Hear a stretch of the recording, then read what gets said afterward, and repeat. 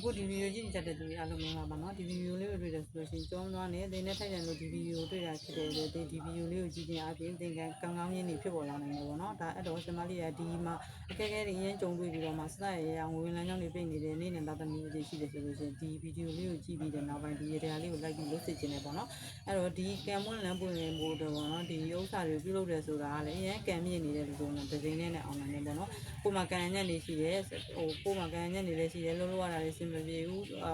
ခိုင်ရန်လေးတွေပေါ့နော်ကိုယ့်ရဲ့ကြီးတဲ့လူနဲ့တောင်းတဲ့ရောက်အဆင်ပြေတာလေးဖြစ်နေတယ်ဆိုလို့ရှိရင်တော့တစ်ချိန်မကရင်တော့ကိုယ့်ရဲ့မွေးနဲ့နေနေပြီးဒီမှာလိုက်တယ်ပြီးလုပ်ပြီးပေါ့နော်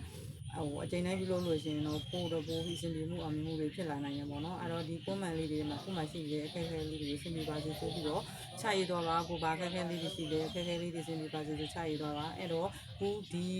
ရက်ကနေပြီးတော့ပေါ့နော်ကိုဇမလေးပြောမဲ့ဒီဒါမဲ့15ရက်နေကနေပြီးတော့လာကုန်တဲ့အထိကိုဒီအခက်အခဲတွေ့နေတဲ့နေ့နဲ့မှစဉ်းစားသမီးကြီးရပါလိမ့်လို့လို့ဆိုလို့ရှိရင်မနေ့ပြန်စားပြီးလက်ဖက်5ပုံပဲလို့ရနော်အဲ့တော့15ရက်နေမှာလက်ဖက်5ပုံကျောင်းနိုင်စိမ့်တိုင်းလို့မယ်အဲ့တော့လက်ဖက်5ပုံကိုလီမန်လေးတစ်ချက်ဒီမလေးတစ်ချက်ပဲလိုရမယ်အဲ့ဒီလီမန်အချက်ပေါ်မှာ